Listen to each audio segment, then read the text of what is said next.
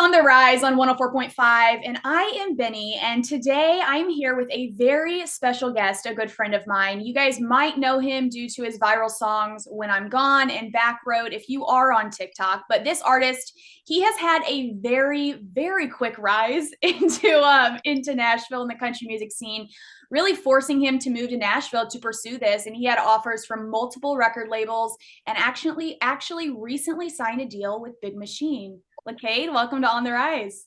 Hey, how's it going, Benny?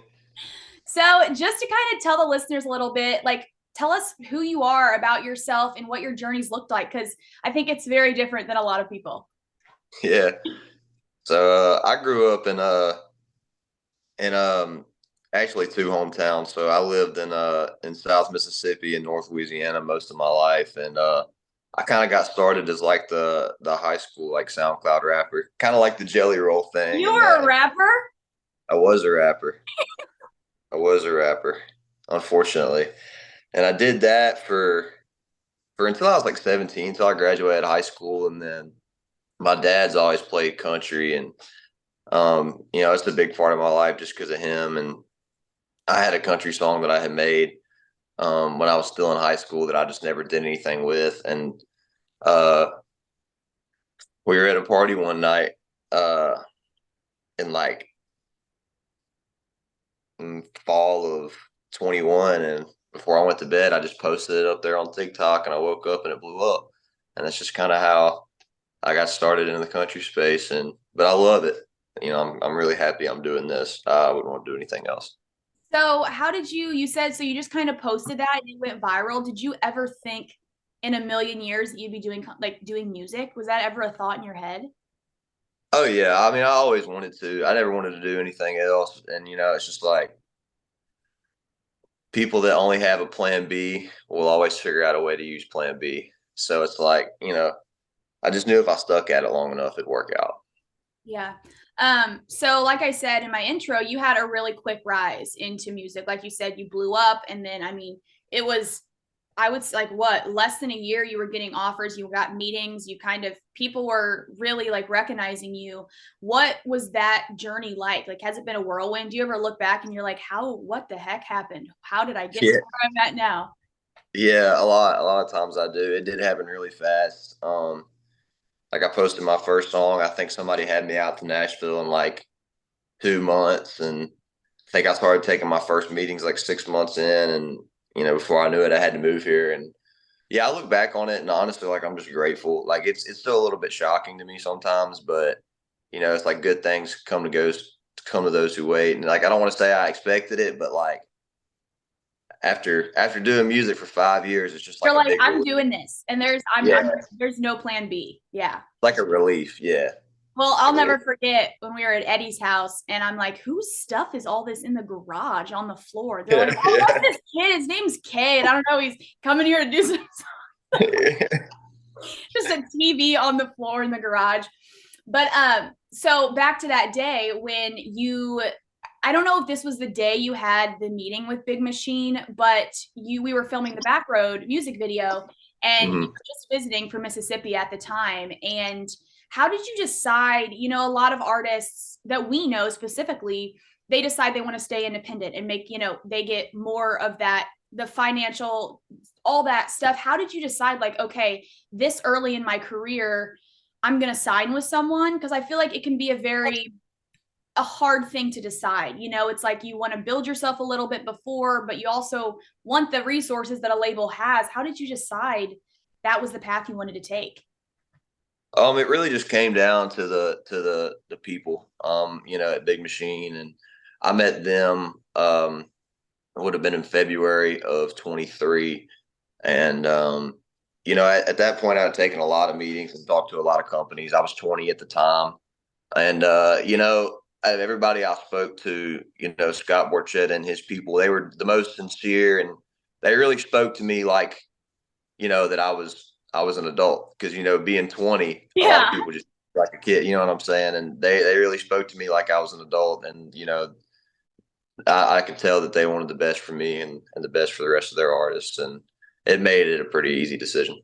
Do you know who Andy Brooks is? I do not. Okay, she's a radio rep at Big Machine, but she used to be on this station. So it's we have a really with Big Machine. Oh, really? Yeah, so she does she's the I think Southwest regional something, I don't know. But so you kind of mentioned going viral on TikTok and seeing these songs go viral. You were you like I'm just going to keep posting more? I'm just going to like what I still want a little bit of like what that reaction, what that feeling was. Like people really want to listen to my music. Well, the first morning that I figured out about it, I honestly wasn't even the one that looked and saw it. See, I woke up and everybody else there was like, "Oh shit, Kate, you're famous," and so honestly, like I didn't know how to act. I just kept looking at it all day. Like I was looking for every excuse to grab my phone just to see like the views and stuff, just because I didn't really believe it. And then I figured that if I just kept posting it every day, like the same style of videos, I was like, well, maybe it'll blow up again. That's what I did. And I Yeah. don't think there was a day that I missed posting for like 6 months. It was definitely hard. It was difficult. It was Oh difficult. my gosh. So how would you describe your type of music to the people listening that haven't maybe heard of any of your songs? Um, Really just like the emo country thing. I was a big hip hop fan. I was a big Juice World fan in high school. So yeah, I draw a lot of inspiration from that, and that's kind of where I get the tones and stuff and the themes that I set in my songs. Okay, well, that's very different, guys. So, I mean, I definitely think Cade has a very he has this sense of country to him, but he has these different aspects to his songs, and that's what I realized when I first heard When I'm Gone and even Back Road. They have these beats and these it's just a little bit different than what you hear every day, you know. Um, so you have been releasing a bunch of new music already in 2024, like Bed We Made, Next Town Over. What was kind of your vision behind these songs? Um, just trying to get stuff out as quick as I can. The signing process can sometimes takes a while, and once you finally get it nailed down, you just want to move as quick as you can. Just really trying to get some singles out there that people can resonate with, and hopefully get to a point where we'll be able to do a full record. Yeah, You I'm know, I'm really excited for that. And then I saw didn't you join Parker McCollum for a couple shows on stage last year? I did. It was my first show ever, That and what was that like? Were you kind of scared? Because I know you get a little bit nervous. I was terrified. I was terrified because they called me and asked me to do it, um, like 2 weeks before, and I agreed to it. And I kind of woke up and like the kind of like excitement wore off, and I was like, oh God, I have 2 weeks to figure this out. You know what I'm saying? Most people have like a couple months or a month, and but it was good. Once you run out on stage, like through the curtain, the fear turns into adrenaline, if that makes sense. Yeah, I It hear that a lot. sink or swim, you Yeah. know? It kind of, yeah, I feel like it would be definitely, you guys are definitely adrenaline junkies. I will say that. Yeah, for sure. So you started just doing the raps and stuff, right? So what was it like getting in some of those writing rooms? Did you know how to write? Did you have any experience in that? I had no clue. I mean, I'd never co-written with anybody before that. I didn't know people did that. I'd heard of like ghostwriters before, but it was definitely different than anything I ever thought it would be. But lucky for me, like I have a great team and a great manager, and like they were able to put me in the rooms with some people. Um, Even like Gavin that Lucas, he was yeah. the writer on next one of the writers on Next Town Over. Mm-hmm. Yep. People like Gavin, Heath Warren, Jacob Hackworth, Bo Bailey. Just great guys like that. They Yeah. really helped me figure it out. And I think it's also really important just you have a great support system around you. And I think a lot of success comes from that. You know, if you don't have people that you can trust and that are loyal to you and want the best for you, you're very lucky to have those people around you that want to see Mhm. you win. Yeah, for sure. They do. And I love them. Love them very much. I'm glad to have these kind of guys in my Um, corner. what would you say has kind of been the coolest moment in your career out of this whole whirlwind? Um, could you pinpoint one moment? Oh, yeah. So it goes back to the Parker McCullum thing. And this is like the only instance of like that happening that I know of. But So we get off the stage, we go home, and like a week later, my brother-in-law calls me, and he's working out in Texas, and one of the ladies like on his staff, they get to talking, and she's like, "Oh, well, we went to a show in South Haven not too long ago," and he goes, "Oh, my brother-in-law played there for Parker McCullum," and she goes, "Is your brother-in-law Lecade?"